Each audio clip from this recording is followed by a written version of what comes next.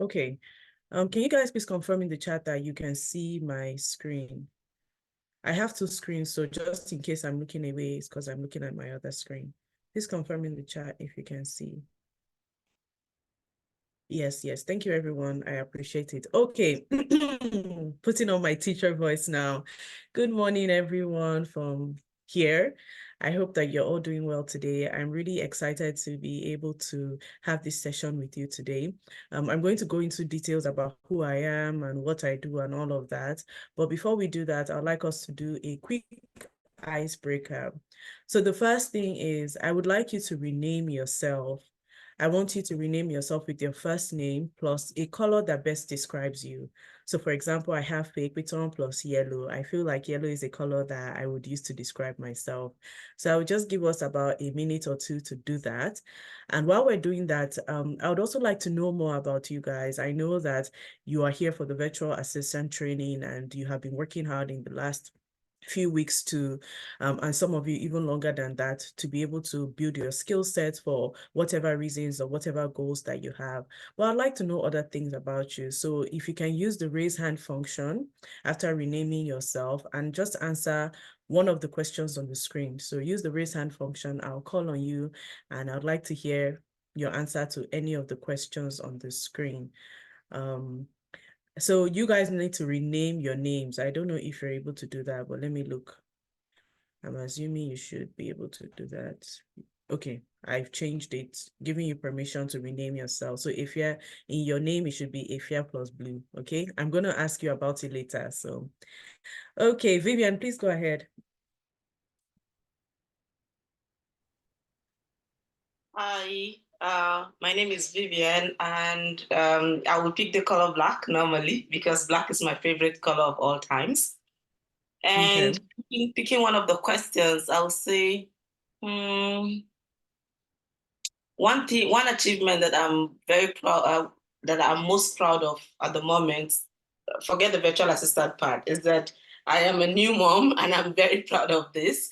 And I'm venturing into this virtual assistant thing just to give me more flexibility to work at home.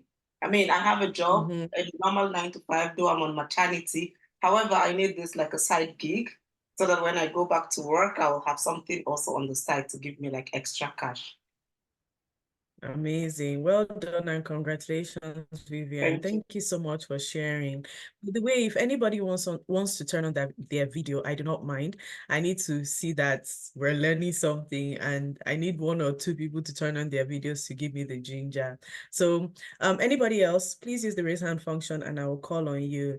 One thing I need you to know about me is that I'm a teacher. So if nobody raises their hand, I'm going to call on you. So go ahead and use the raise hand function and I would love to call on you. Cheery. Hi, thanks for the ginger. Anybody else? Okay, time to call on people.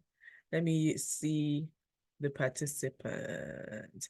Okay, Adenike. Adenike, I'd like to hear from you. Go ahead and choose any of the questions on the screen from 1 to 3 and give us an answer.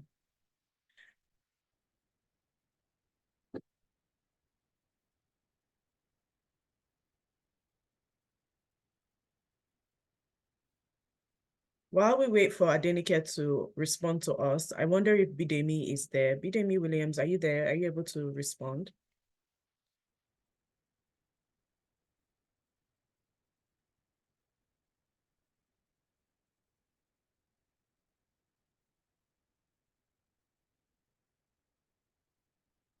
Okay, is there anyone else who would like to respond before we move actually to the topic for the day? Anybody else? Yes, my name is Sarah Adejo. Hi, Sarah. Good evening. Yes, and to my coach, good evening, ma. Yeah, my name is Sarah plus Brown. Maybe because I'm not the shouty type, I'm not the shouty color kind of person. So I really love the color brown, the shade, any of its shade. I really love it. And at the end of this year, what is one thing I would want to have achieved? Yes, I would want to have gone far in my invest, what do you call it, in my investment program. I intend to be a part of the I intend to enroll in the Chartered Institute of Stockbrokers. So by the end of the year, I should have gone further in it and should have written some exams and should have passed them. So that is a major thing I would love to achieve at the end of the year, aside my virtual Amazing. assistant. Yes, ma'am. Rooting for you, Sarah, and hoping and trusting that you're going to pass all your exams and everything you have to do. Rooting for you. Great job. Thank you for sharing. Thank you so Franca, much, please go ma'am. ahead.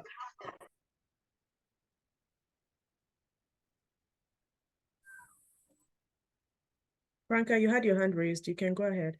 Okay, hi. Good day, Hello. everyone. You asked us to rename ourselves. So I'm Franca Orange because I'm dark in complexion. So I like popping colors. So like brings out my personality, I would say. Question 1 to 3, I'll go with 2. As a visual assistant, one achievement I'm most proud of is embarking on this journey with Coach Chief. It's something I've always wanted to do. So for me to actually have started it, I would say I'm proud of myself.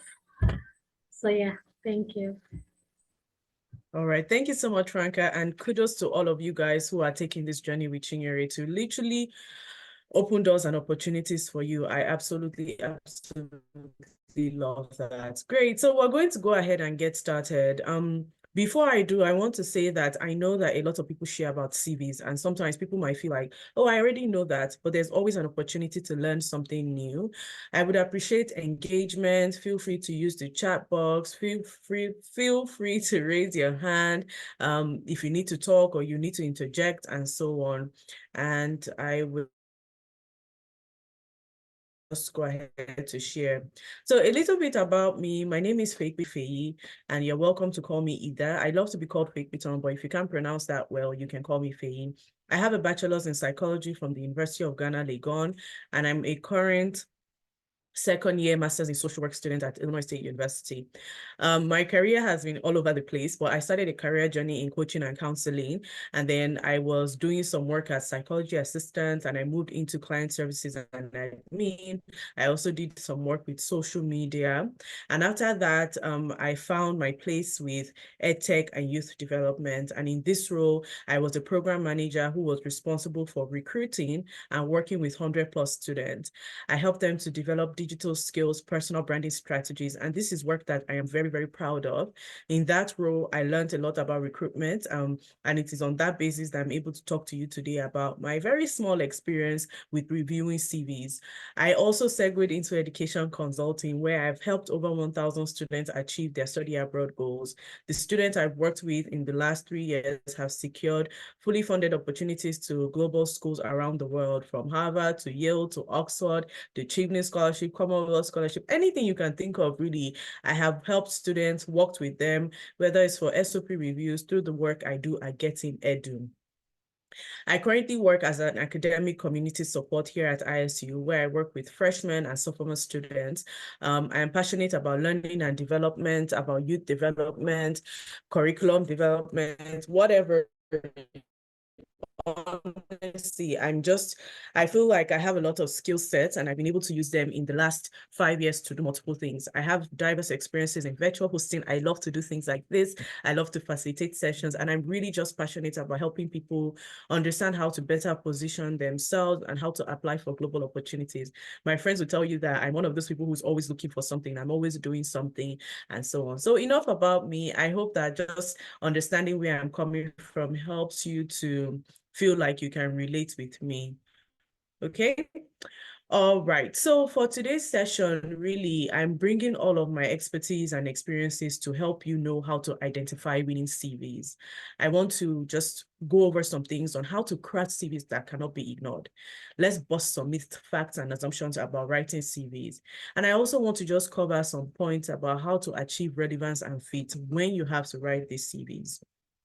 And then, of course, giving you the opportunity to learn something new. As I mentioned, as I mentioned earlier,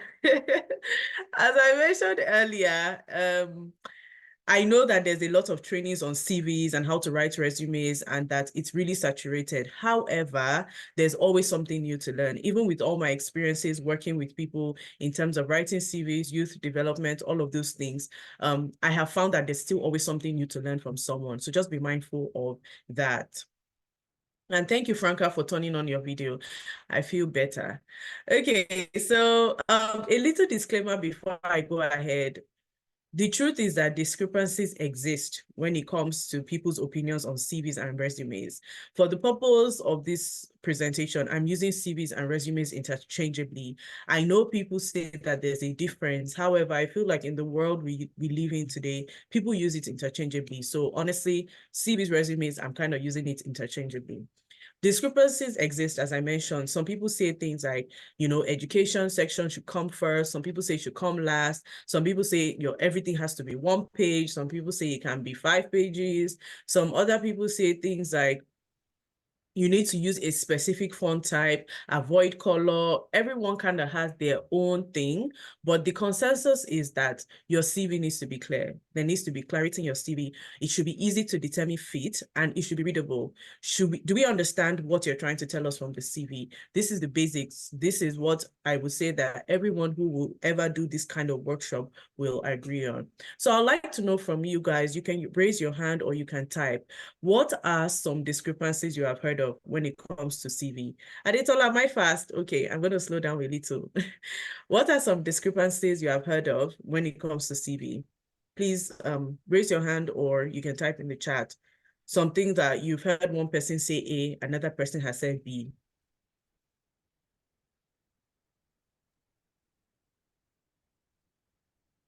Mr. Rat, go ahead.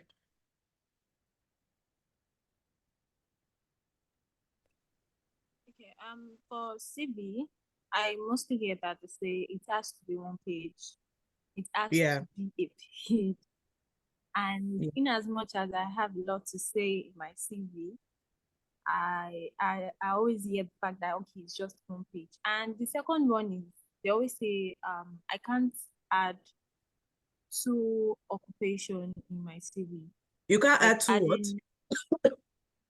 2 occupation, like 2 job Occupation? roles. Okay. Yes, like UI UX design and public speaking. Thank you, They did Mr. tell Rat. I me it has appreciate that. Yeah. So happiness says page limit. Sarah, 1 page must not be more than a page. Do not add picture to CV. It shouldn't be colored. Number of pages. Anybody else have anything different that you have ever heard? Rukaya, please go ahead. I think one thing I've heard and it's a bit confusing for me is the idea of you must always quantify your achievements. I think Yeah. that's something very difficult for me to do, and that's because I work in public health, and it's always like the good thing for me has always been that I've been in the same space, so it's many same CV, just recycling different locations. So the fear of living to another a new space is always like, okay, this quantification, how do we do it? How does it make sense for my role? So that's something. Amazing. Thank you so much, Rukaya, and thank you everyone else. Somebody said no hobbies, do not add referees, personal information, bullet point, contact address is not necessary. Yes, yes, yes. So yes to everything. I would agree to most of the things you guys have said, and I would just share my own opinion, from, like I said, my little experience in recruitment and my very extensive experience in education consulting. So let's talk about winning CVs. In your opinion, what makes a CV winning? If you were in HR, you've been in HR, or you're not even in HR, but you see a CV, what is that thing that makes you go, wow, this is a good CV? Again, you can raise your hand or you can just put it in the chat box. I would like to know your opinions about it. And Vivian, this thing about do not add picture to CV, yes, you're correct. However, if you are here and you're applying to the, say, Erasmus Mundus scholarship, you will know that they require you to add a picture. So that's just by the way. But generally, the consensus is not to add a picture. Adenike says, clear and has the required skills. Yes, clear and concise, short and precise, clarity and easy to read. Totally, for sure. These are all good answers. Thank you, everyone. So yes, these are some of the things that make a CV winning.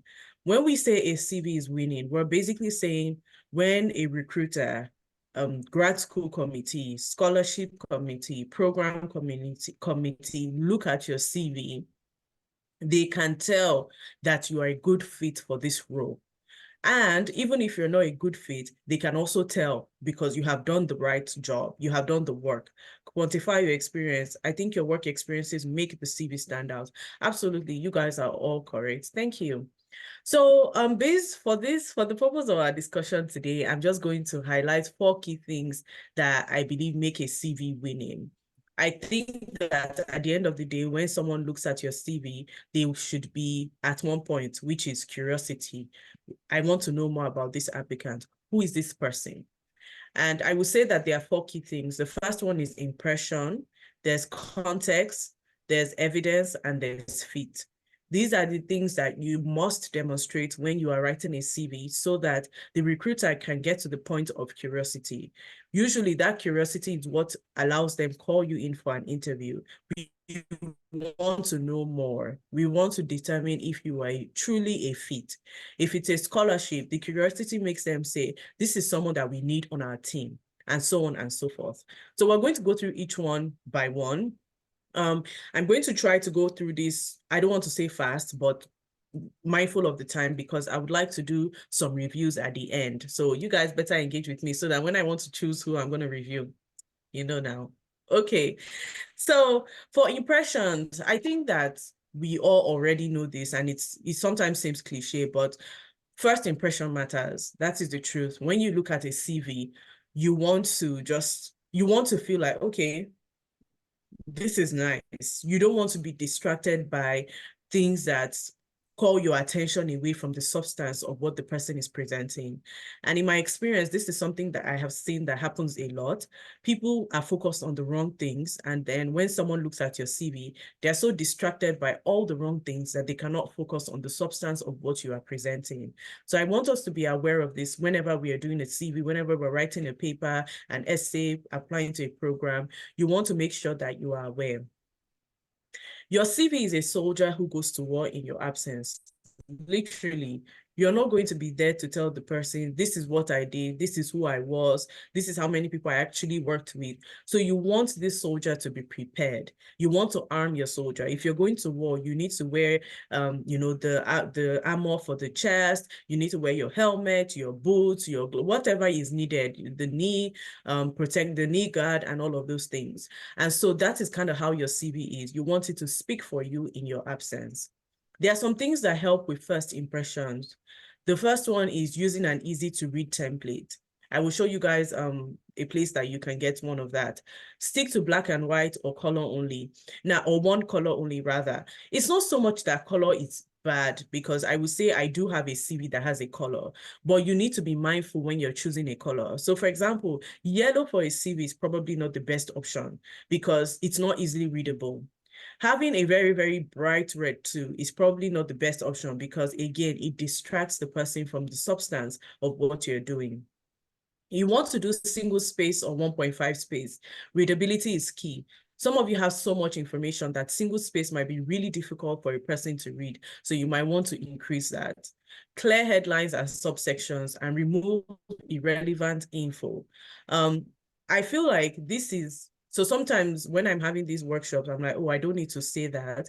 But people still till today include things like WAEC, marital status, age, gender.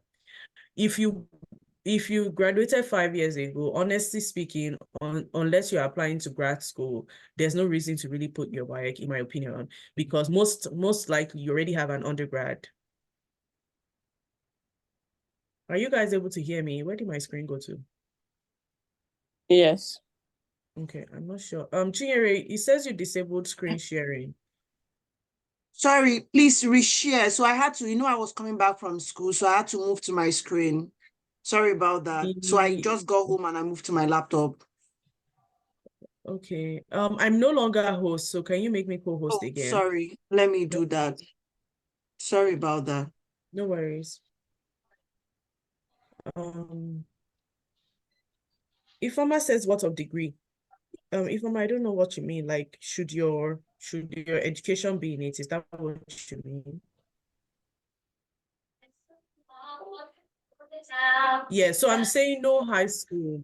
I feel like when you have gone through undergrad, like if you are still in undergrad, I think you can still include it, especially if you don't have a lot of other things that you can brag about. But by the time you are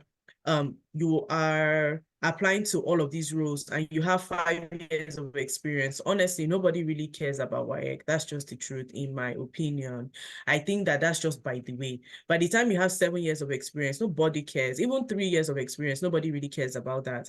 Unless you want to put it in your award section. So for example, you were the best WAEC student in the whole of Nigeria. That's impressive. If, for example, your WAEC is, I have all C's. It's not like all C's are bad, but it's not going to make the person shake. That's like, it might even shoot you in the leg, as opposed to saying, unless it's really something prestigious. I was awarded the best WAEC results in the whole of Lagos State. Then you can include that in your award section, not even in your education. Okay, so I'm a teacher that loves to show practical examples because, you need to be practical so that people can learn. So I'm going to show you a quick, okay, wait, actually, I already have this open. Are you guys still able to see my screen? Just confirming. Franca. Okay, because I'm looking at Yes, you. we can. We can see the screen. Thank you, Oge. Yes. Thank you. So this is a CV that I had when I was applying to grad school the first time around. I think this CV is very trashy, but I'm going to show you what I kind of mean. It was just not giving a nice impression because the template is just not giving. It's hard to read. So for example, when you look at my awards and certifications here, it's just hard to read. When you look at the skills, I'm not sure. I think this is just from Word doc to Google Doc. That's why it's not clear. Somebody needs to be muted. I'm not sure who this person is. I will do that. Thank you. So please, can you bold your screen a little? Okay.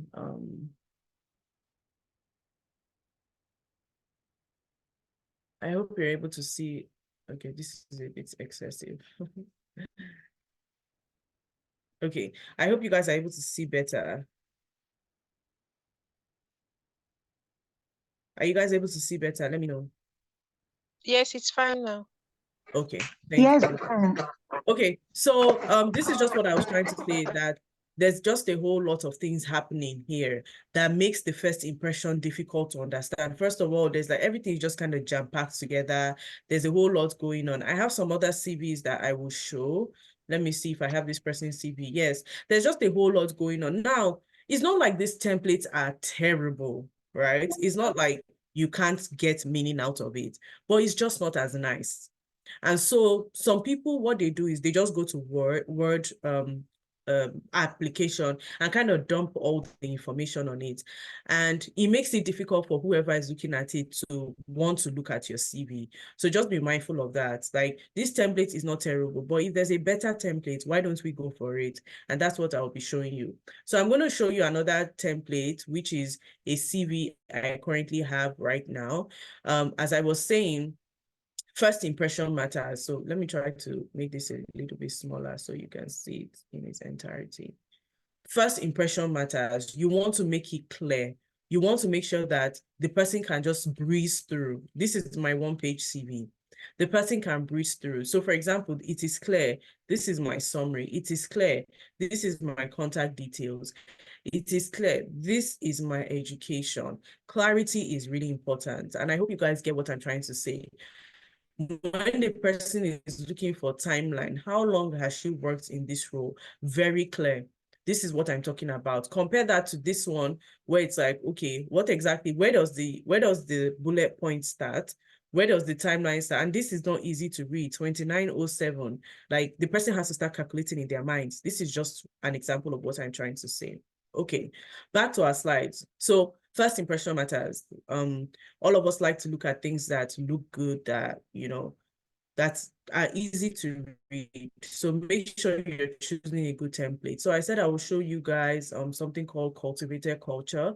You don't need to use this one, but I personally don't like all of these templates. But if you're the kind of person that you're like, okay, I want to kind of use color, you can use something like this, but change the color. So I'm going to post this link in the chat box now.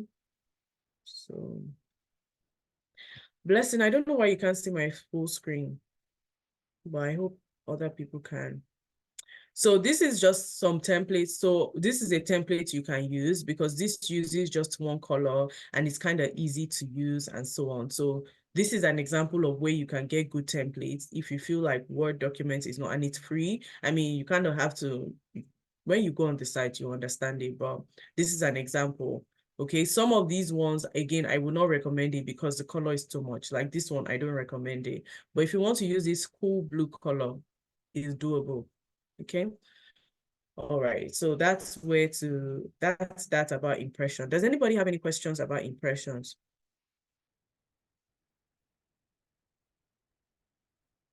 Any questions or concerns about impressions? So when it comes to font size, again, you can play around between 11 and 12. I feel like 10 is usually too tiny, so I would not recommend 10. And then I really personally like Times New Roman, even though for this CV I have, what is this, Garamond? No idea what that is, but I kind of like it, so that's why I have it right now. Okay, moving on. Oops. Okay, so after impression, the next thing I was talking about is context, right? Someone mentioned about transitioning from one role to another. So for example, you're a pharmacist and you're trying to transition to a virtual assistant. Your CV has to show us your transferable skills. So if you tell me that I've been a pharmacist for the last 3 years, what are some skills as a pharmacist that you can translate to being a VA? If you are writing in a VA CV that you were giving people injections, that doesn't relate. That doesn't fit the context of what you are applying to. However, if you tell me that as a pharmacist, you were responsible for organizing medication according to date, batch, blah, blah, blah, for an accreditation or something like that, that is transferable. That is context. If you're applying to a global opportunity, for example, some people might write things like NYSC. What is NYSC? How many people know what NYSC is? When you're showing impact, you might write 15 billion naira. That doesn't mean anything to people who are in the US. Contextualize, change that naira to dollars. Of course, the figures might not be accurate depending on the exchange rate for the day, but you can give a good idea of what you're trying to say. Not every work experience belongs in your CV. You always have to think, how does this experience relate to this role, especially when you are transitioning? If you're talking about a tool that nobody knows, so for example, I think I'll show you that bullet point in my CV. There's a tool called Thinkific, and Thinkific is like a learning and training tool. I'm sure Nigerians know the tool. But guess what? I came to America and I realized that people actually don't know what it is. So most times I have to explain. I have to be like, oh, Thinkific is this. So in your CV, you should have something like learning management platforms like Thinkific. Or better still, remove Thinkific and just have learning management platforms. These are some of the things that give context for your reader to better understand what you are saying. If you have abbreviations and you're applying to something that the people in that field are not going to be knowledgeable about it, you need to give us context. Let me know in the chat, does this make sense? Does anybody have any questions? Like, are you confused? Is there something that you want clarification on?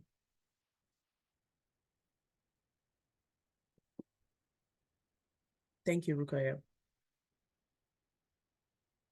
Okay, so the whole purpose of context is that we want to make things make sense. So if you are transitioning, I know that a lot of you guys here are transitioning. You're not virtual assistants. This is maybe your first time, or you're just coming into the field. When you are writing your CV, Thinkific. So it's, yes, Thinky, just Kiki, the way you spelled it, but without T. So the last T will be a C. If you've ever done Jobberman's, what is that training that Jobberman had? It was really popular, like during the pandemic. I don't remember what the training was, but there's a training that Jobberman had. Yes, the soft skills training, Rukaya, that's right. That training, it was on a platform called Thinkific. So that's a platform. Anyway, so you're transitioning from, say, customer service. No, I feel like customer service is related to VA. You're transitioning from banking to virtual assistant to a virtual assistant role. What are some things you did as a banker that can transition? That is providing context. This is really important, guys, because first of all, your CV needs to pass through ATS. And if it must pass through ATS to get to an actual human eye, then they need to be able to look at your CV to say, oh, this person doesn't really have the, name experience, but they have transferable skills. So that's just that on that. Again, I'm assuming we know what we're talking about. So the next thing is fit.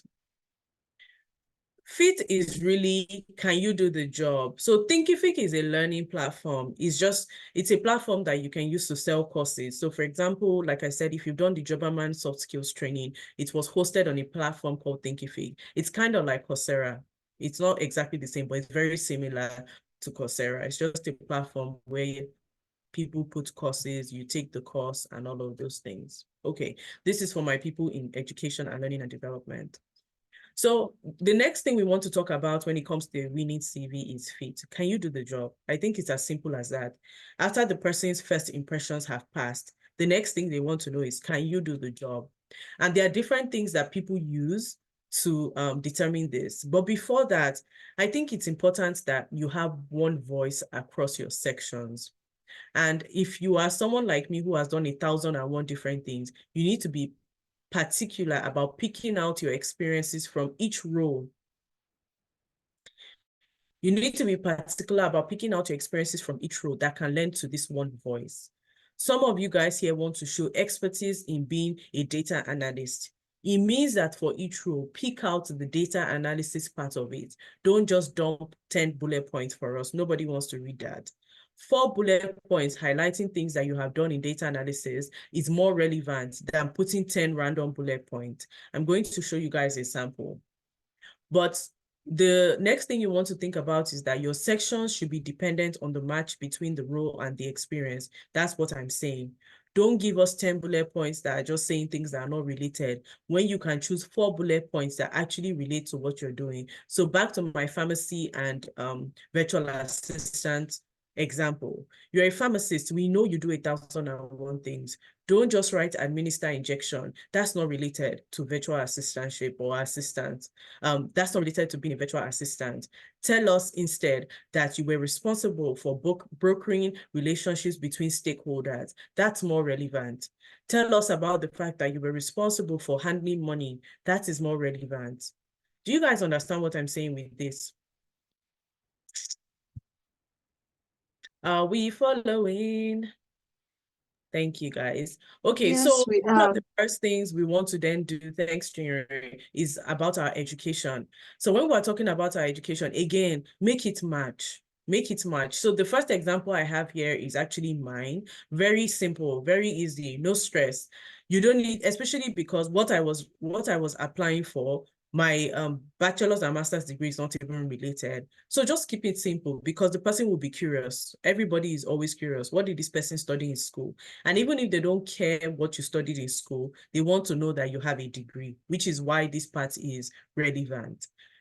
Your school, your MS, your master's degree name, your psychology, your year of graduation, simple. When you put May 2025 here, everybody knows that means you're graduating next year. When you put July 2019, everybody knows that means you graduated in 2019. Now, this other example is for someone who is applying for a research-based program. So they're applying to grad school. They want to provide some more details. So the person tells you University of Ghana, they talk about BA, public administration, they add their GPA. And again, like I said, it's relevant to the role that they're applying to. If you're applying to grad school, they want to know your GPA. If you're applying to something related to, for example, if you're a grad student or a current undergrad, usually they want to know your GPA, you include it. The person, even though this completed modules is really long, but for example, something exceptional is elected class governor to spearhead affairs of 200 students. That is something that is relevant. So for example, if when you were in University of Ghana, you were awarded the best graduating student, you can include that, just a simple bullet point, best graduating student, or emerge first out of 300 students. That's even stronger. Best graduating students, you can be 5 in your class. But if you tell us that you were top 10% of a class of 300, that is impressive. Now, some of us will come and start writing things like church leader, volunteered here, did this here. No, that's not, especially when you're working with space, there's no need to say all of those things. You can talk about that in your interview. But if you have something impressive, go ahead. If you don't have anything impressive, please leave it. When I was in undergrad, I didn't do anything impressive. So I don't have anything to talk about. I just move ahead. The next thing when it comes to determining fit is that after they've looked at your education, because people look at your education, as I said, even if they don't care what degree you did, they want to know that you have an educational background. The next thing now is your work experience. And I feel like this is the part that people struggle with the most. Focus on key achievements. Don't just give up, don't just like throw things out there. I think that for me, most times when I see people do CVs, they just throw bullet points for us. Oh, responsible for 5 people. Oh, carried the dustbin outside, and all those random things that don't really relate. Your CV is not going to pass ATS. That's just the truth of the matter. You need to focus on key achievements. Again, I will show you my example with my CV so you guys can see what I'm saying. But a quick example is, instead of review 35 policies, why don't you say, instead of listing 10 bullet points, choose 4 to 5. In fact, I feel like 4 is okay. 4 strong bullet points. So let me give you an example of this one. It says spearheaded. Spearheaded already tells us that you were leading on this. So it's not everything that you have to say led. Some of it you can use other words. Spearheaded, you were in charge, you were responsible. The review and redesign. So this is for HR role. Spearheaded the review and redesign of 35 company policies. 35, you put a number to it. Related to, so tell us what policies, because policies are bound. Related to EDI initiatives. Now, if you are working in the field of HR, you already know what EDI is. So you might not necessarily spell it out. If you want to, you can. So EDI, for those who don't know, is equity, diversity, and inclusion. Most people already know what that is if you're in that field. Resulting in 10% increase in job satisfaction of employees in year 2022. Give us context. Now, I'm going to step back and say, sometimes it's hard to put a quantity to your achievements. However, what I typically do is to give an estimate.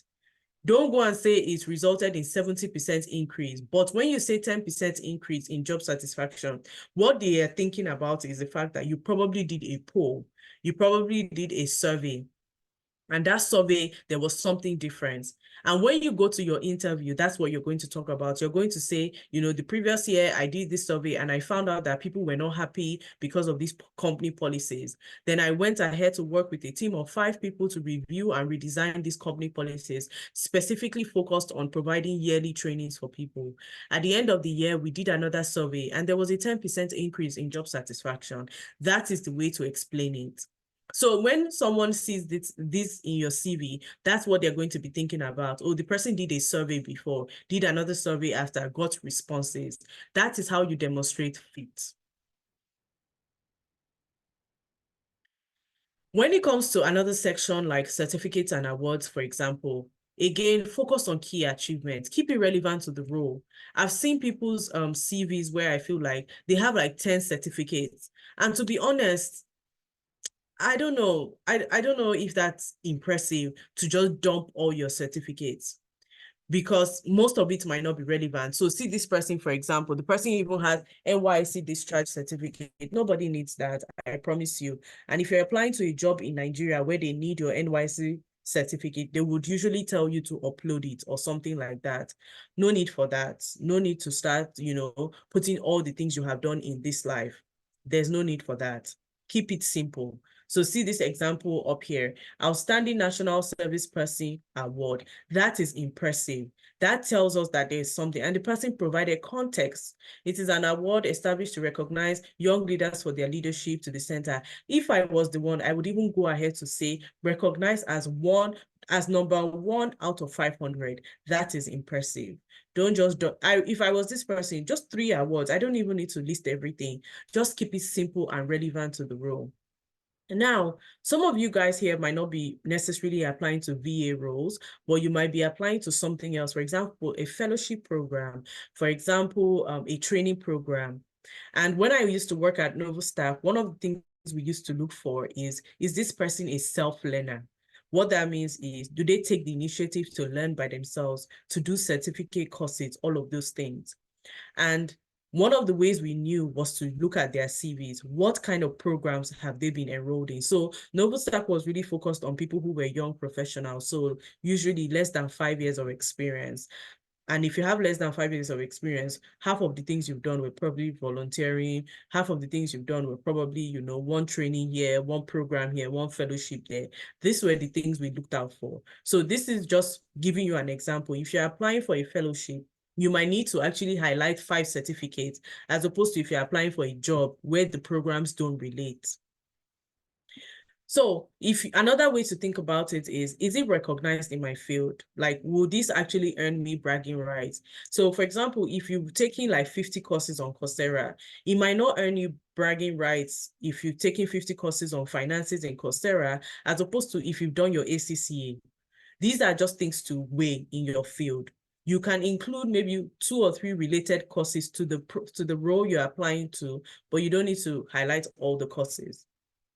I personally don't even include my courses anymore. I don't include all of those things because I've realized that it's my own personal development. However, there are some applications that they will actually ask you, tell us about a time you took initiative to learn something. That's when I can start listing, oh, I took this course, I was part of this program, I did this fellowship, and so on. When I say fellowship, I don't mean Christian fellowship. I mean like a learning program that's called a fellowship.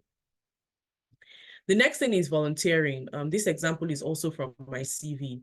So typically, I don't include my volunteering role in my CV, especially when I was applying for internship this last few months. And that's because it's not related, and I wanted to keep my CV short. However, I was applying for a role that said they want to know your involvement on campus, or they want to know your involvement in your community.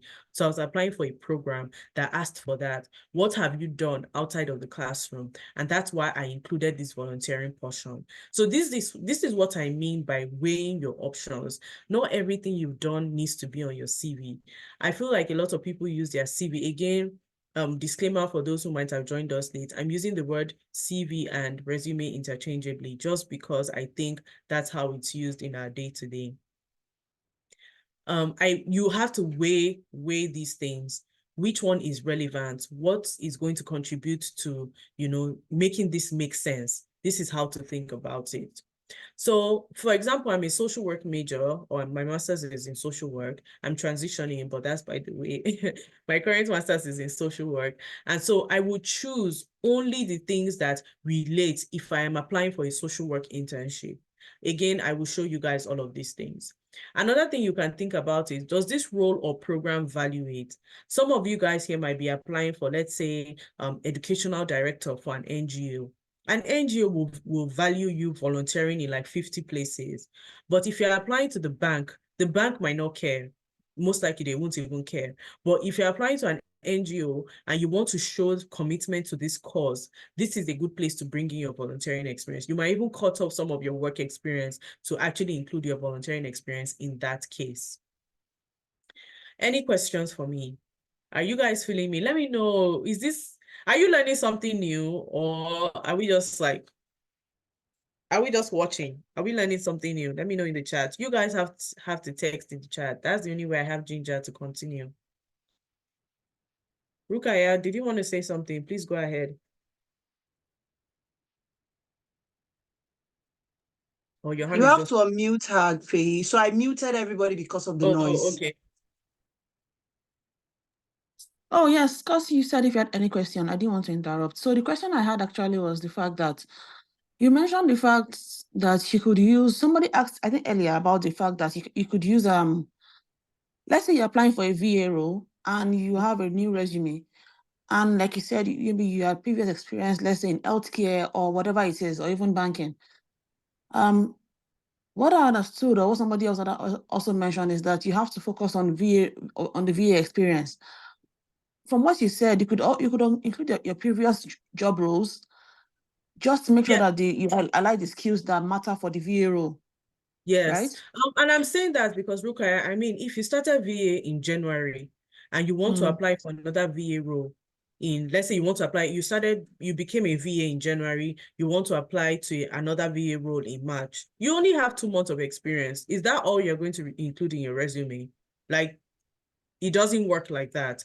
However, if you're the kind of person that you've been doing VA, you've been doing pharmacy, you've been doing VA, you've been doing banking, like you've been pursuing it for, let's say, the last 3 years, then like someone like Chinyere, the way Chinyere's CV will be is different from someone who started VA in January. She can only include her VA role and maybe something else because she has built herself up over the last few years as an expert in that. But someone who just started, you don't really have anything to share. So my suggestion would be to still use your previous role, but just make sure that in each bullet point, you are actually highlighting what you have done that's transferable. So I was in charge of hiring for a role last year, and the person that I hired, or that got to the last stage, didn't really have experience in the field. However, the person had worked for some organizations that I felt that what they were doing there was valuable. And that was because the person put that in their CV and then they defended it in their interview. So as I told you guys, I'm transitioning, but I've had interviews. I've had a couple of interviews, and that's because the way I structured my CV is to highlight certain things. So I'll still kind of talk about it. I hope you guys are okay with us going over time, because at this point, we're definitely going to go over time. If you guys have to hop off at the 1 hour mark, I totally understand. I feel like there's so much to cover, but Rukaya, did I answer your question?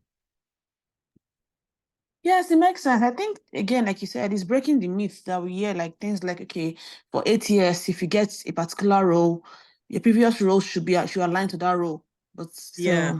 I mean, yeah. some people do that. What some people do is that they change the name of the role, like the name of the role that they had in the past. However, I wouldn't do that. What I would do instead is that I would change my bullet points. And when I say change my bullet points, we're not lying that we did something we didn't do, but we are Just modify it, crafting yeah. it. Yes, we're crafting it in a way that relates to what we're doing. Another thing you can do, so when I worked at my first company post-graduation, I was doing like 3 different things. It was a startup. I was doing like 3 different things there. I was doing customer service admin. I was doing social media manager. I was doing client services. I was doing psychology assistant. So at one point I was applying for social media roles. So when I was crafting my CV, I would just leave the other titles and just put social media manager, because that's what I was, even though that wasn't my official title, but I can defend that. You get. But right now, as my role as a graduate assistant, for example, I'm not going to change my role. Let's say I wanted to apply for marketing. I'll now change it to marketing. That's not what I'm doing. They're just causing confusion that I feel like you might not be able to support later. Does it mean that for every application, you edit your application accordingly? Yes, ma'am. Can I say something? So yes. what I do is I ask them to drop like questions they don't want you to miss in the Q&A section, so that you don't have to so that you know that the chat box is just for reactions and comments. Yes. So I Okay. think they should do that. So every question should be dropped in the Q&A section so that she can easily find it and address it. Thank you. Thank you, Chinyere. So Sugar says that, does that mean for every application you edit your applications accordingly? Absolutely, absolutely. I would say though that the more you do it, the more you kind of become an expert at it. Again, I hope we have time to go over that. But what I typically do is that have one CV. So for example, you're applying for marketing, you're applying for product management, and you're applying for, let's say, VA roles. Most likely, those are the main roles you're applying for. It's not like as you're applying for marketing, you're applying for pharmacy. It's not like as you're applying, you kind of streamline it. So choose the ones that you feel are most relevant to the role. But for me, I have like 4 different variations of my CV. And honestly, what changes is not a lot. It's usually just the title and a few keywords that I change. I play around with some keywords and then go with that. Chinyere, they said the Q&A is disabled, so please help us look at that. Okay, so after determining fit with everything that we talked about, you want to just highlight some things. Remember that numbers give credibility. Honestly, instead of just saying, I was a teacher for 5 years, give numbers. I tutored, groups of 60 students each year. That allows us to feel your impact. Achievement, don't just list. Oh, I feel like people dump a lot in their CVs, and that's just doing disservice to yourself and to the opportunities that you could have accessed. Skill expertise, show us, don't just list it. Now, some people will tell you to have a skill section, and there's nothing wrong with that, but in your bullet points, don't just dump it there. Show us how you use this skill. So for example, again, I will show you guys my CV so you see. You want to also show longevity. So how long were you in this role? How long have you been in this field? All of those things add to give credibility. Those are the evidences that the recruiter is looking for to determine whether you are right for this role or not. So just keep all of this in mind. Now, there's some others sections, for example, skill sections, profile summary, interest, research, language. Again, all of these things depend on the role you are applying for. If you are applying for a role that says you need to be proficient in 5 languages and you are proficient in 6, you can definitely have a language section. If you're applying for a role that says something about you need to be proficient in English, this and this, you can add it. All of these things are not mandatory. It's really dependent on the role. When it comes to research section, again, if you're applying to grad school or if you're applying for a role that requires you to have extensive research experience, you can use your research section to show credibility, to show that you are a boss in the field. If you're applying for something where you feel like, okay, my CV is all over the place, I think that a summary will help me, I highlight certain things, then you can do that. Okay. So before I go to this, as I said, I'm going to review maybe 1 or 2 CVs before I go. So I would like you guys to just kind of drop, I don't know how we're going to do it, but if you have a Google link, a Google Doc link to your CV, drop it in the chat. I will choose somebody randomly, okay? I need to do something for 1 minute. So I'm going to turn off my camera. However, you guys can look at my CV. So this is one of the CVs I have right now. I think this is this is a 1-pager. This is one of the CVs I have right now. So I have at the top, I have my full name, I have my location. Again, you don't need to write your whole story. And in the US here, they actually ask you for your address when you're applying anyway. So you don't just put your city and your state so that they know how close or how far you are in. Put a phone number that they can easily reach you for, because here in the US, they do what is called phone screening. So before they even invite you for an interview, they call you on the phone. We want to know whether you're a real person. Put your email address, because obviously, if they love you, they need to know how to reach you. And then LinkedIn. I will talk about LinkedIn in a sec. But go ahead and just, look at this. I'll be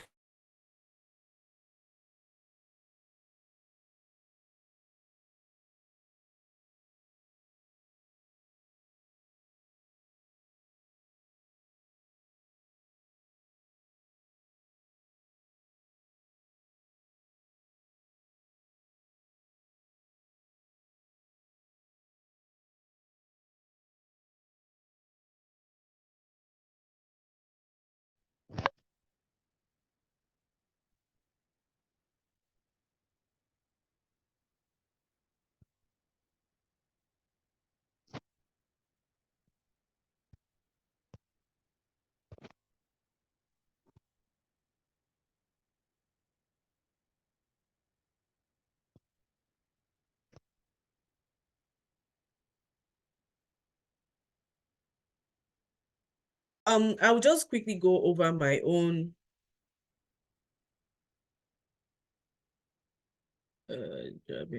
okay, I'll just quickly go over my own CV just to tell you guys some things that I did. Again, I have more than one CV, but it's kind of like this.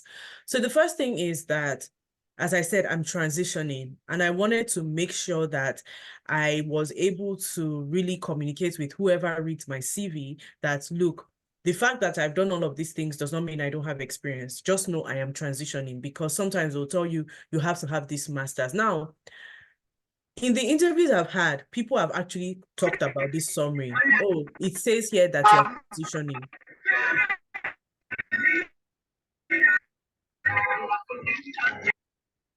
Okay, so in the interviews I've had, when they're sitting down with me, they've actually said, oh, you say here that you're transitioning. So what informed your interest? My point is that don't include anything. Now, about summaries, I think you can have it, you cannot have it. If you feel like you don't have anything important to say, please just no need to add a summary. Because I've seen summaries where people write dedicated, diligent, and hardworking. All of us are dedicated, diligent, and hardworking. Use that space for something else. Or sometimes people just make sentences that don't really correlate. There's no need for that. Drop it. If you feel like I can't really figure out what I want to say, leave it and go straight to what you have to say. Okay. So that's that about summary. I don't always use a summary, but I have one. So like I said, I tell them I'm a Master of Social Work student, I'm transitioning, and it's a summary. The whole point is that when they are done reading this, they know something about you that is impressive, that demonstrates fit that they didn't know before.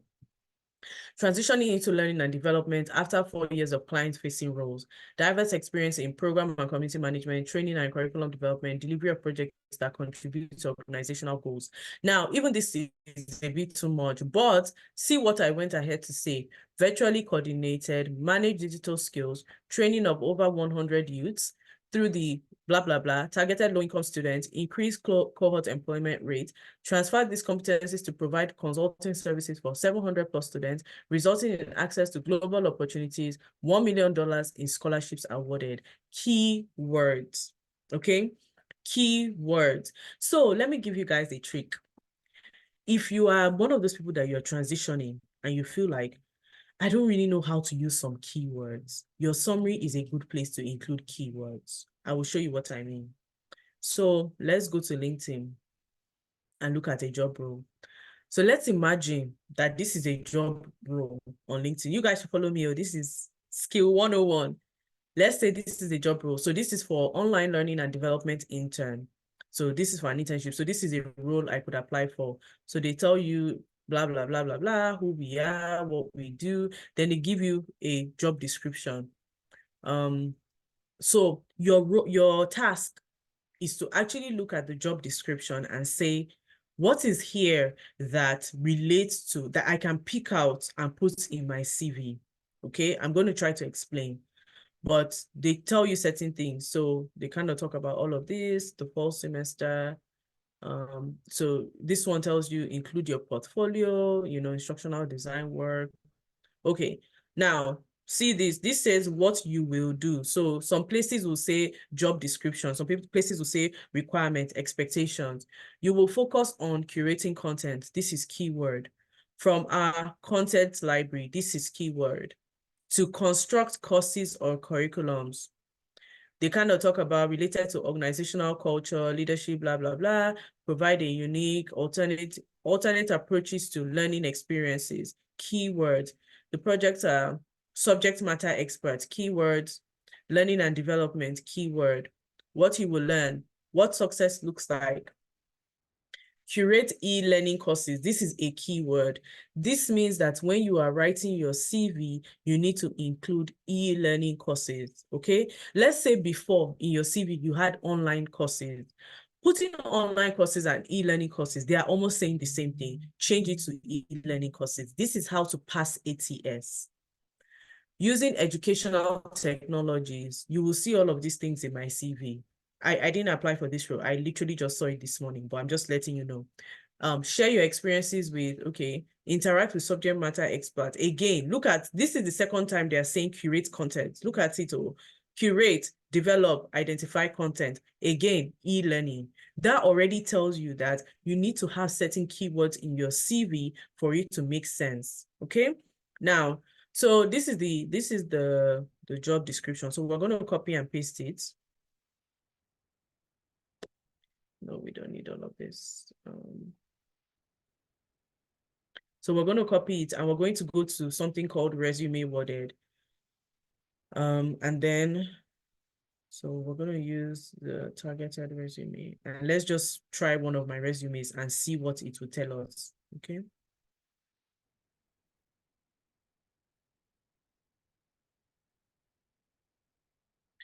If this is confusing, let me know, guys, because I feel like I don't know if I clearly explained it. So let me know. Okay, so this is resume worded. I'll put the link in the description when I'm done with this. So you go ahead and paste your job description, okay? So this is like, there are many AI tools that can do this, but this is just one I personally like. Even ChatGPT can do this. Then you go ahead and upload your resume.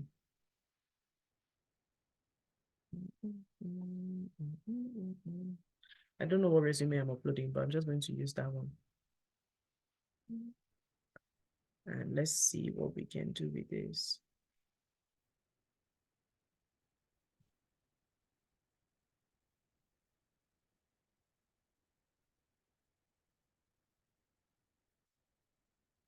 Okay, so obviously this tells me that I need more improvement, right? But these are just all the things. It will highlight all your keywords for you. And these are things that you can put into your CV.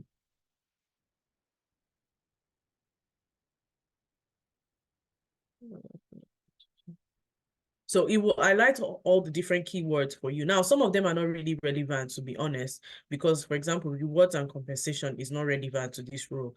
But see some of them, graphic design. So if you're creating your skills section and you're writing maybe Canva, it might not as ATS might not really take it, because this is the examples they've given you: Adobe, InDesign, Photoshop, Premiere Pro. You might want to change all of those. You can include Canva, but maybe include Photoshop, include learning management systems, include the word analytics and all of those things.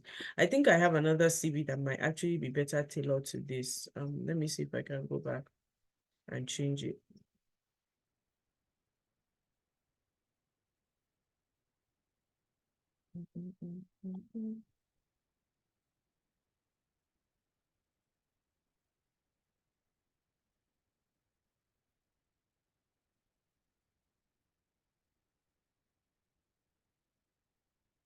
Franca says, can you explain what got us to resume worded? So Franca, we're talking about making sure that your CV actually fits the role. And one of the ways that you can do that is to use a tool like resume worded. So if you guys look at my score has improved, this is a different CV. And to be honest, my CVs are kind of saying the same thing, but this CV has more, details that actually relate to learning and development, more words. So this is just what I'm trying to explain, that you can curate your CV to fit the role. That is the way to pass ATS. So let me look at my current CV based on the roles. Even if you don't want to use resume worded, you can use your eyes to just do it. So for example, the role says you need to use e-learning tools, you need to have graphic design experience, desirable skills at marketing, reviewing LMS, analytics, presenting. So this is my CV. There are certain things I have. So for example, I talk about learning management tools. You can see it here. Learning management tools, Canva, Zoom. I talk about presentation. You can see that word here. I talk about things like, I talk about Google Suite. I talk about facilitation and training, instructional design. This is just the way to incorporate all of these words into your thing. Okay. I think I should pause here for a sec. No, resume worded is not an app. Let me get it for you guys.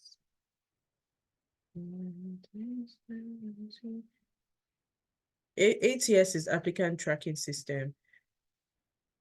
It is basically what your CV goes through before it gets to even a human to look at. They use that to kind of chop off people. So if your CV does not relate, that's probably why you're not getting called for interviews. Just be mindful of that. at least get called for interviews, then you can hustle for yourself, if you understand what I mean. Okay, wrapping up this quickly because I have to go to work. But yeah, this is just kind of what I'm trying to explain to you. So this is my CV. Again, I'm going to go through it and then I'll review 1 or 2 CVs. Your name, make it simple, your state, your phone number, contact details. And please, for your LinkedIn, I beg you, don't include your LinkedIn if you don't have anything important to say. I beg. If you feel like your LinkedIn is a ghost town, you don't have anything, or your LinkedIn does not relate or is controversial, just forget about it. You don't have to. Some places would demand, but if they don't demand, you can move it away. Your education. So typically, as I mentioned, I don't put my GPA. However, I was applying to a role that requested for GPA, so I included it, but I typically don't put my GPA. And also because I was applying to American roles, I didn't write over 4, right? Because there are some, if you are Nigerian, your CGPA is most likely over 5. I went to University of Ghana and we used 4-point GPA. So if you guys used 5, you can put it there, especially if you're applying to an American role. So they don't think if you know, they can better contextualize. But for me, I'm applying to American roles and they use 4. So whoever sees it will understand what I'm saying. Then you include the place you're working. You can include location if you want. You don't need to, but I mean, if you want. Then this is something that you don't have to, but this is something I do. I use it to contextualize, and I use it to tell people that this is actually why this role is important. You see, the Visor Center, a part of University College, provides 4,000 plus undergraduates with academic resources. You can describe the place if you want. If you want to do that, please, I beg, not 5 lines, 2 lines, 1 line is enough.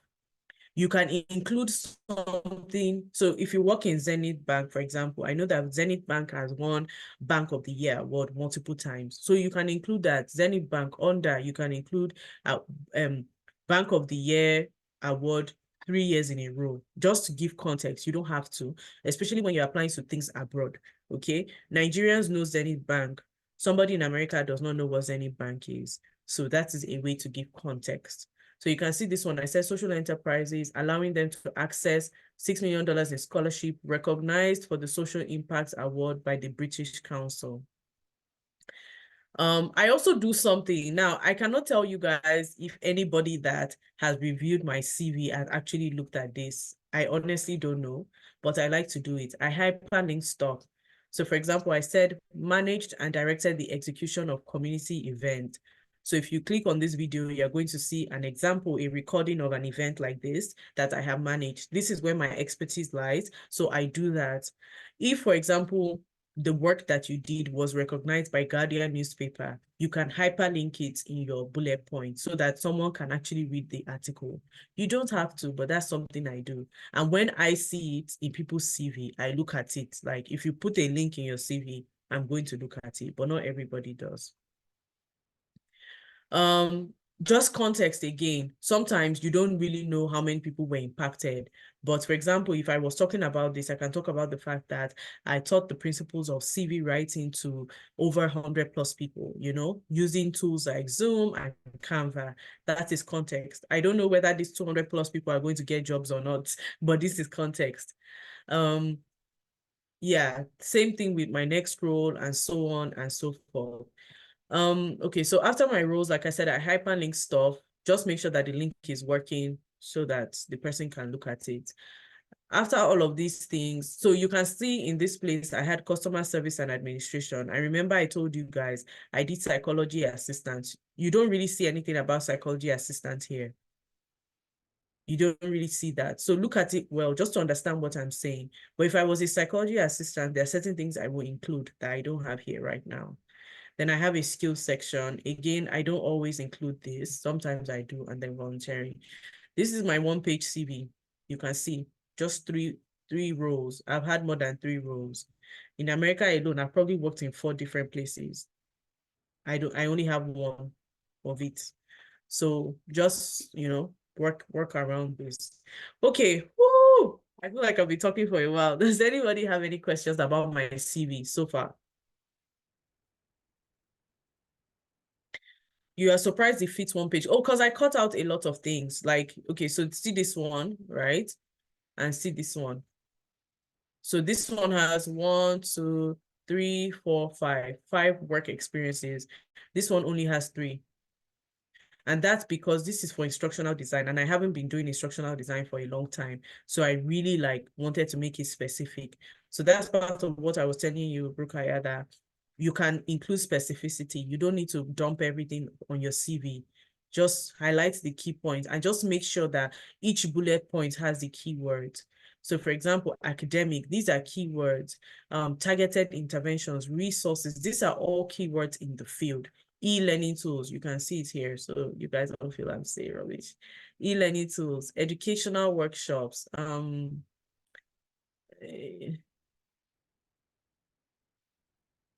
attendee experience, all of these things are key learning words. Managed and directed, developed, redesigned, using findings from clients research. Client research is a keyword. Leveraging instructional design tools. So for this one, I told you guys to contextualize. I didn't say leverage instructional design tools. I did start listing the tools because I already said it here, Canva, Zoom, and Google Suite. And remember, I'm trying to save space. So these are just all of the things. Okay. I heard the HR advised us to submit our CV as PDF. Yeah. Yes to that. Submit as PDF always. I just have mine in Google Doc because I like to edit, Sometimes when I'm applying to a different role, I change some things. So let me see if I have, I only have these 2 right now. But when I'm applying to a different role, for example, I might remove this whole section and then download it as PDF. So I just like to have it here. And my CV is an ongoing job. I'm always editing it. I'm always changing something. So this is just by the way. Okay, let me just now decide who I'm going to review for. It said it looks professional. Yeah, I've had a lot of time to work on it. And I said, like I said, it's ever evolving. It just, when I learn something new, I change stuff. But the goal is to make sure that, okay, I'm gonna use this person. Who was the first person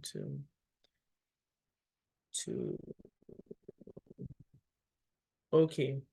This is for one Dito. I hope that's how you say your name. Duto? Can you tell me how you say your name, please? And can you keep your come on mute?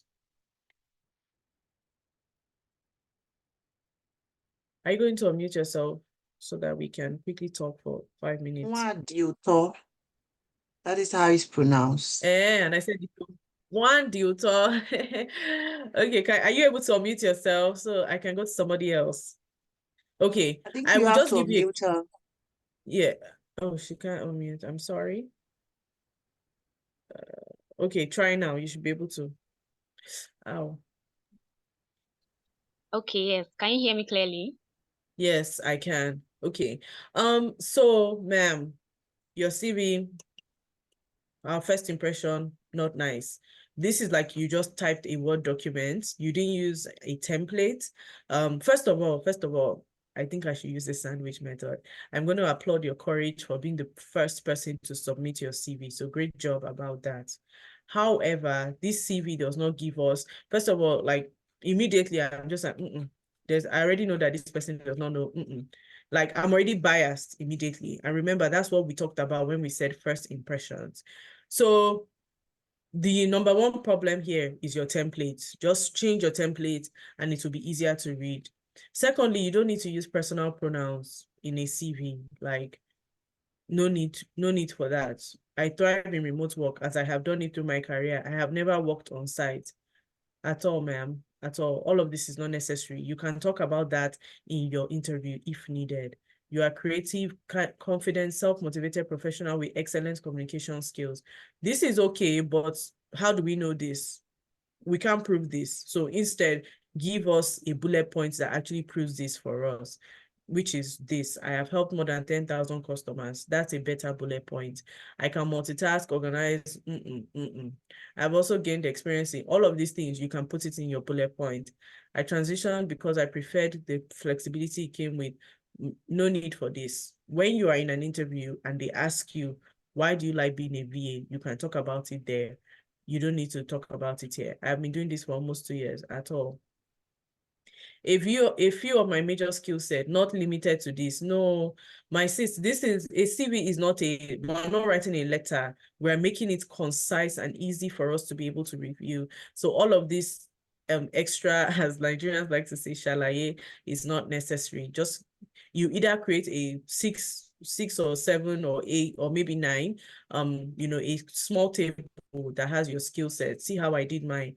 And this is if you must include it. And these are not all my skills, but just choose the ones that are most relevant or the ones that you have, good proficiency in. Okay, website portfolio, LinkedIn profile, all of this can be right on top. Make it easy, okay? Virtual Miss Miriam. What is Miss Miriam the name of the organization, or you're helping someone? Hiring and sourcing talent. How many talents did you source? What did you say? I said it's the name of the company, Virtual Miss Miriam. Okay. You see what I'm trying to say, that it's hard to understand the way you have put it. Look at mine. Do you see it? Location, first. Graduate assistant, second. In fact, if I was doing this again, I probably won't even bold the 2, just bold 1, maybe the company or maybe the role. Maybe I will just actually unbolden this and just keep it simple so that it's easy for somebody to read it. The way you have it now is very hard to understand. Remote work, aided in helping customers. How did you aid in helping customers? There's no way we can know about this. First of all, we don't know what Unatius is, so there's no way we know what you are doing. I made sales by upselling company products. No idea what this is. Tour guide sourcer. I helped create tour programs. I used to work in a tour and travel agency. I really liked it. We don't know the year you have been doing this. We don't know how long you did any of this.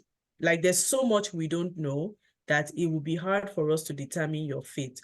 Now, it doesn't mean that people will not hire you, right? It doesn't mean that people wish you can just give us the example using the template. I'm kind of confused. I just showed my CV. What do you mean by example and template? Can you please share with me what you mean, a carrying fund, so I can help you? Okay, as I was saying, like, all of this is vague. It doesn't mean that nobody will hire you, but it's just not as impressive as someone else who actually put the time in. Others, number of hours required per week, time zone, preferred communication, level of language. Yeah, this CV is not giving what I believe it can give. I can see that you have a lot of experience. You worked here 1, 2, 3, 4, 5. You worked in 5 different places. You have a lot to offer us, but you're not demonstrating that. Do you understand what I've shared with you? Yes. Okay, so I hope you take some time to work on it. You can use what I sent to the chat to just kind of, review this. Okay. Firstina, I can't look at your CV because you sent a link that's not opening up. Bukola, I can't look at your CV because, yeah, no access. Let me see who else. Miss Turat. Okay, Miss Turat. Okay, good. Your links are working. Great job. That's number 1. Okay, good job. Well done.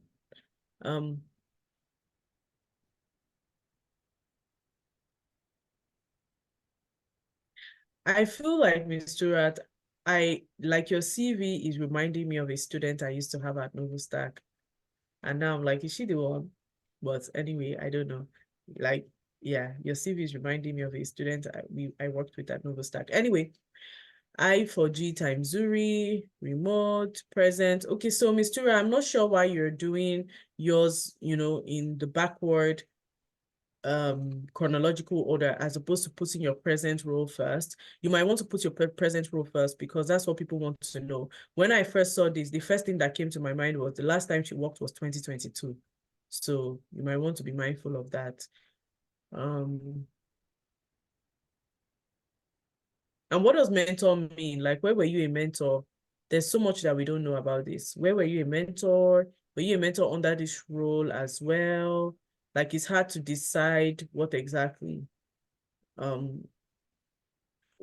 you're trying to tell us here.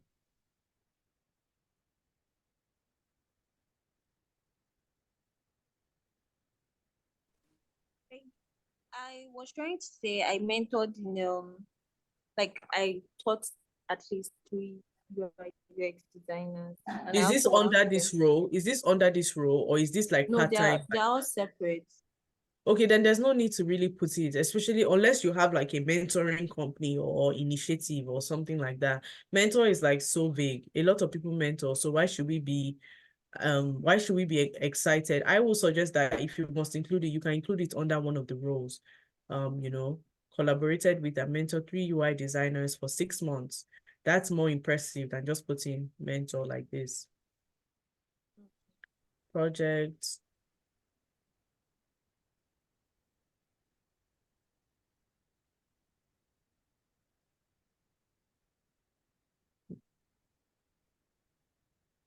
So, Mistura, I don't think your CV is terrible. I think that related to your, like the work that you do as a tech sis, I feel like I understand where you're going with it. I just feel like it can be more clear. There's a lot of like vague things. Content writer, like what does that really mean? You said working on some projects for my department. So you said you are a UX designer, Department of Counselor Education, and University of Ilorin. You and I should be in capital letter. It's a noun. Working on some projects for my department as the user experience designer. What projects? Like, this is space for you to actually give us impact. And I feel like right here, you are just dumping on us. You said content writer. What were you writing? How long were you writing? What kind of stuff were you involved in? These are just some things to give context. Right now, we can't really give context. How do I know that you're a great content writer if you have not told me how many places you've been a content writer, how long, all of those things? Use 2 weeks to design. Instead of saying use 2 weeks, you can say something like completed XYZ project in record time of 2 weeks. That makes it more. Use 2 weeks is like use 2 weeks. It's not sounding impressive.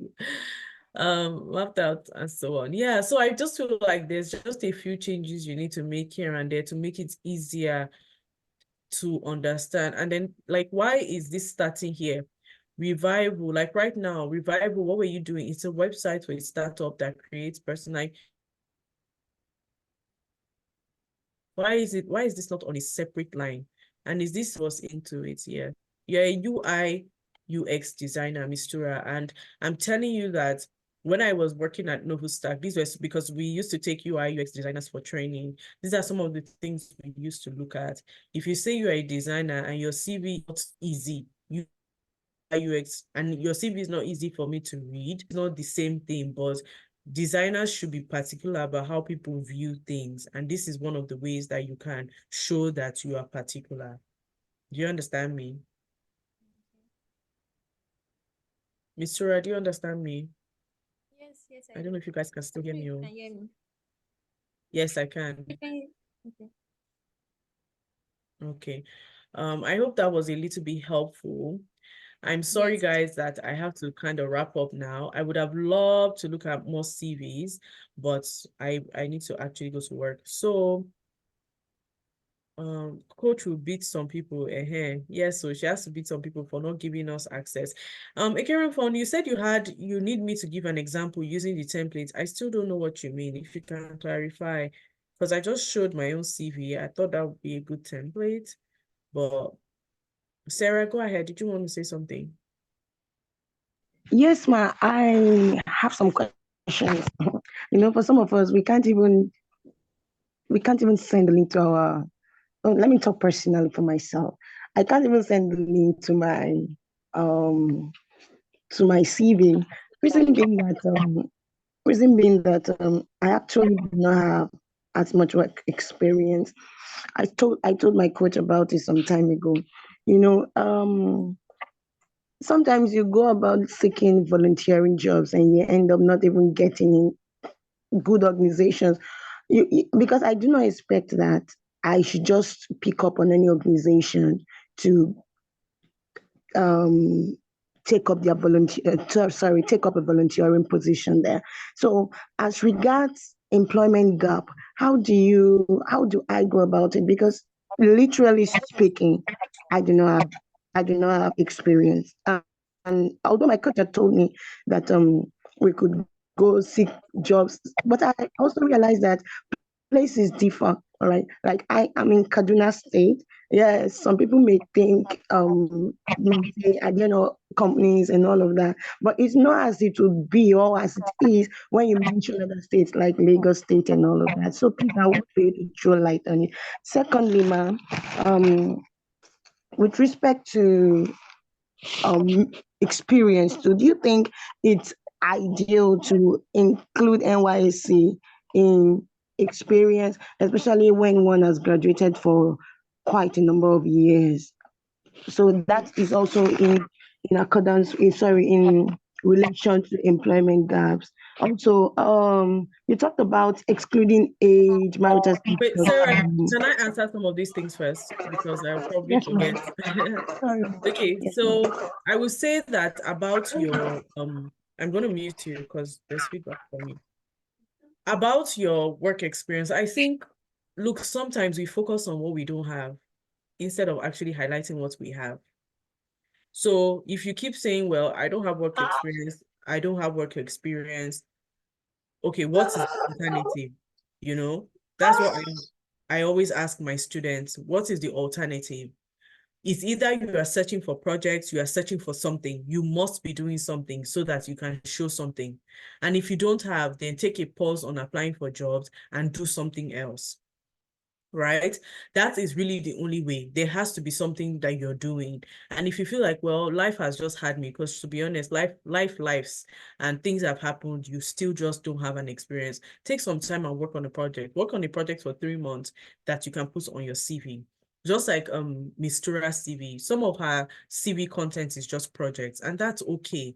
That's okay to show that I was proactive, I was doing something, and so on. So I just hope that this kind of gives you a little bit of clue. There's some people will value you, some people will not value you, even if you have all the experience. But don't focus so much on what you don't have and focus on what you have. The next thing about this NYC thing is that there's nothing wrong with putting your NYC experience, but I'm just saying that you don't need to write like NYSC. You can just write, this is what I was. Like if you're applying for a Nigerian job, yes, you can do that. You can just be like, you know, teacher at XYZ place and put whatever you want to put there and so on. It's not like mandatory to write NYC, especially if, but even if you've graduated for a while, I still think you can use your, even if you've graduated for a while, I still think you can use your NYC experience if it's relevant. But let's say you graduated 10 years ago, you did your NYC 10 years ago, you were a teacher, now you're a banker, it's not relevant, you can drop it. I hope that helps. Sarah, does that help? Yes, ma. Yes, ma. Okay. Lastly, ma, you talk about including age and Lastly, you talked about not including age and marital status in the CV. I remember last month or last 2 months, I got an opportunity for an interview in the bank, and I submitted my CV, and I was so surprised that the lady would ask me my age. Like, to me, it was absurd in a way. So I think this discrepancy is causing a lot of confusion. So how do we go about it? Because actually my age was not included. Yeah, I would say still don't include your age, because sometimes even age can disqualify you. Let's be honest. There might be some roles that when a person sees that you're like that, you know, especially in Nigeria, where people have a complex. I'm sorry to say that. So for example, I'm a 29-year-old and somebody that is 50 is applying for a role. There's a way I might feel like, I don't want her to come and be my madam. Like, people have a complex. So in my own opinion, I don't see why it's necessary. However, maybe what you were applying for in a bank was something that was targeted towards a certain age group, and they want to know your age so that they can actually disqualify or approve you for the role. So, I mean, in that context, if they ask you, fine, provide it. I don't see why in any other regular job, age should be like a thing. This is just what I feel. I don't know. Personally, I will not include. I think it's at the bank that they ask for age. Not sure why. Okay, I kind of want to wrap up because, like I said, I really need to go in like 10 minutes. Now that you have your CV, I want you to just be mindful of editing and modifying your statement. Please don't dump. Don't dump things for us. Don't just write like 20 bullet points. And all of those 20 bullet points, there's nothing there that I can actually take away. Check your grammar and punctuation. Check your alignment and spacing. Give a second eye to review and use tools like ChatGPT. At the end of the day, you want the recruiter to say, who is this candidate? Who is this candidate and how can they help us? Right? Why? I want to know more about this candidate. That's where we want to get to. Please go ahead and use AI if possible to review and use human reviews as well. The AI I showed you is like resume worded. That's AI. You can give a second eye and remember to do keyword matching. Okay, I'm just going to wrap up with saying thank you guys so much for giving me the opportunity to Faye, go. before you jump off and wrap up, please, I would appreciate if everyone, Faye, please drop your LinkedIn handle. That's The what least I'm we going to can do do. for Faye is to go and follow her on LinkedIn. For those who would want Faye to have like personally review their CV, obviously she's going to charge for it. I've not had that conversation with her.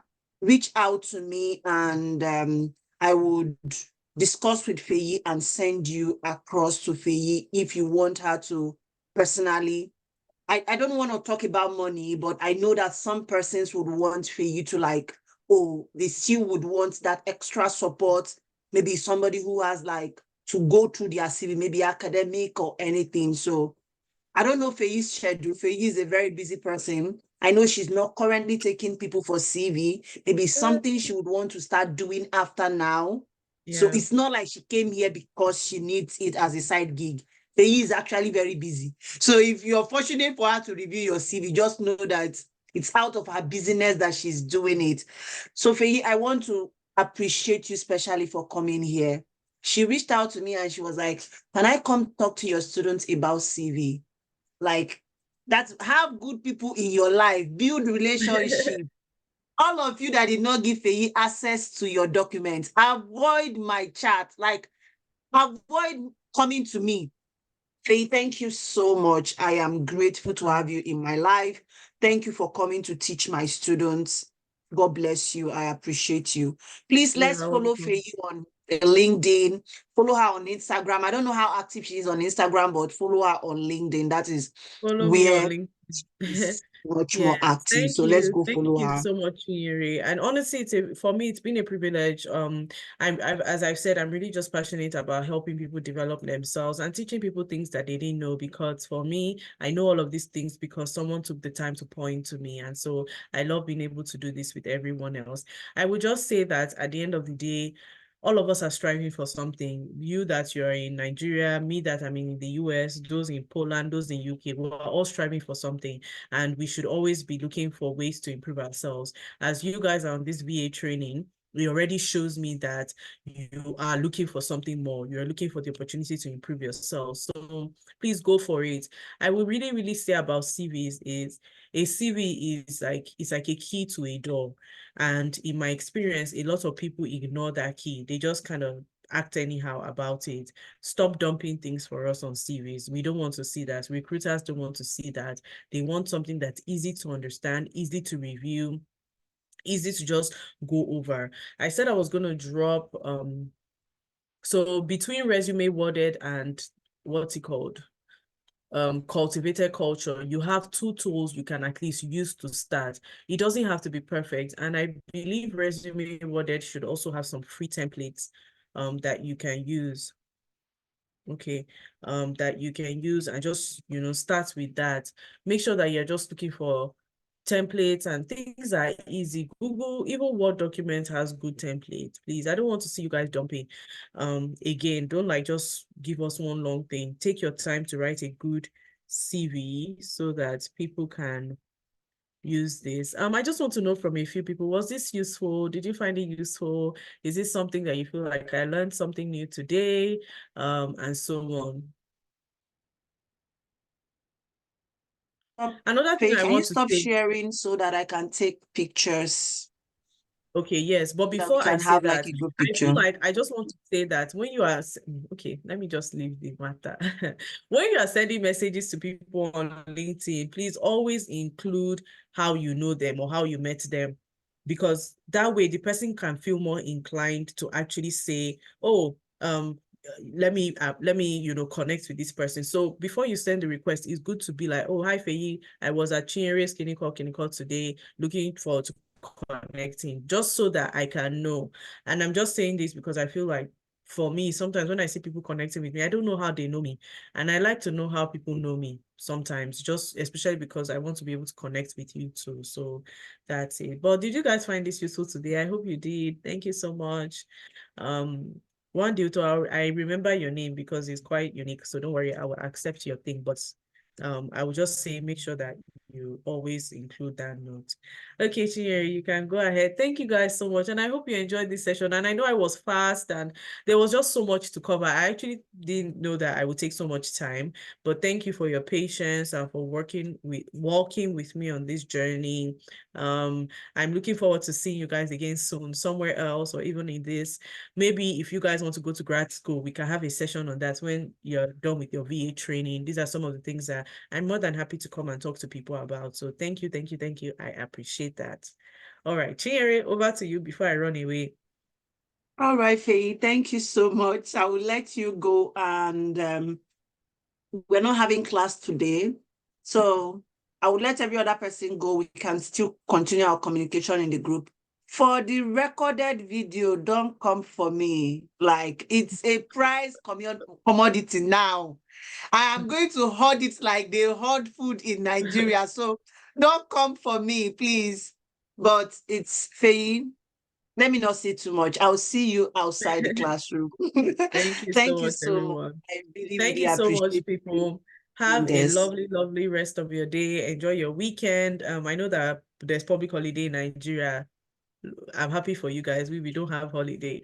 Wishing you guys all the best. Enjoy yourselves. And again, thank you. If you're connecting with me on LinkedIn, honestly, leave me a message. And if I accept your connection, just message me so that way I know who you are. And if you are asking me for something later in the future, I will feel more inclined to help. If you just enter my DM, review my CV, most likely I'm not going to ask, I'm not going to accept. So just be mindful of that. But I will try to accept all the people in the last 5 minutes because I'm assuming they're from you guys. All right. Thanks, my people. Have a good rest of your day. Bye-bye. Bye-bye, Feyi. Take care. Take care, Feyi. All right. My students, you guys can go and sleep. I know you've had a lot. I know it's a lot. CV is actually something that is very important, and I'm happy that we are able to do this in this cohort. Those in my first cohort, some persons joined today. So we have a mixture of those in cohort 1 and cohort 2. And I'm really happy that I was able to do this. Like, it's not enough to take the training. You need to like consistently keep learning new things. So Feyi is very good for people who would need like her services. Please pass like if you have people who need to write CV, send them the recommendation to, like, I would want her to get the recommendation because she is very good. And you can already see that today that she's very good and she's very detailed, and she knows what she's actually saying. The day we're going to talk about CV, I'm not this detailed. It is not my field. I have written my own CV. I know a little bit about CV writing, but it can't be this detailed, right? That is why I wanted us to like hear from the horse's mouth. So for everyone who made time to like hop on call, some persons had network issues and all that. So Gift, you're still talking about happy birthday today. I also got a job today. Oh, wow. Congratulations. Whether VA related or not VA related, the most important thing is that you got a job, right? Congratulations, Gift. Happy for you. So I would see us in class tomorrow. We go again, right? All right, everyone. Take good care of yourself. Oh, yeah, now make una good night. Vivian, good night. Franca, Dilly, Juliet, Lola, Coach, Praise, please, I want to Lily. say something. Okay. Please, some of us we are not on Premium on LinkedIn and we cannot connect to Faye. So what do we So do? you don't have to connect. No, you can connect with her. But when you want to connect, send her. There's a place where you will see add a note. Okay. So when you go to Okay. LinkedIn and you want to connect, you would see follow option. Look by the side. There's a place, I think there is 3 dots. I don't know if that is a dot. Okay. I don't want to start going to LinkedIn now. But let me check what it is. Okay. Just beside So there is a dot and there is more. So under more, you will see connect. God bless you. Yeah. Under more. Yes, So connect. you see connect under more. So when you click on connect under more, use the send notes to add like a message. All right. Thank you. Yeah. All right. You're welcome. All right, everyone. Hope we enjoyed the section. Like, honestly, hope you enjoyed the section. Yeah, I'm gonna need one-on-one resume writing. I'm not gonna lie, I suck in writing resume. So if you know you're not good at it and you have somebody who can help, I'm honestly open to reach out to me. I would talk to her and see if she's something she has capacity for and she wants to go into right now. And both of you can just work together and she will review your resume for you. Okay. I'm interested. Bye. Let me No problem. God. Make una go see how to talk before I leave. You said what? You said, I look forward to her to speak. Like, I always wait for her to speak. I know she will say something every class, but so I didn't care. Let me see Wala. So say we sleep here today. But I love how you guys show up for learning. You just have to be a lifelong learner. It's very important. If there's anything that keeps pushing me today is because I'm always on the move to learn. I don't get tired of learning. And that's why maybe when some of you see me and be like, oh, she has a lot of skill. That's because I keep learning. I keep learning. I keep learning. I keep learning. I keep learning. Maybe the next cohort now, I will add something to the module. Because why will I have the knowledge and don't want to share? No. So, okay. Christina, you want to say something? Yes, coach. When she was talking about herself, Yeah. things she do, there's something that caught my interest, as in I can't really remember how she put it, but I think she said she helps students, helps people with something academic, Statement of purpose, SOP. Yeah, exactly. Exactly. I think I will need her services on that. I don't know if you can equally Okay. talk to her about that. I will need her services because honestly, I've been applying for a scholarship for my PhD for a very long, long while now, and no positive response. So this way, so I think I will need her help on that. Okay. Just send me a message so that I don't forget, so I can reach out. Just send me a message, tell me what you need, then I can forward the Okay. message to her, get her response, then get back to Okay. you. All right. So that's just All what right. I think we can do. All right. Thank All you. right, Thank you so much. everyone.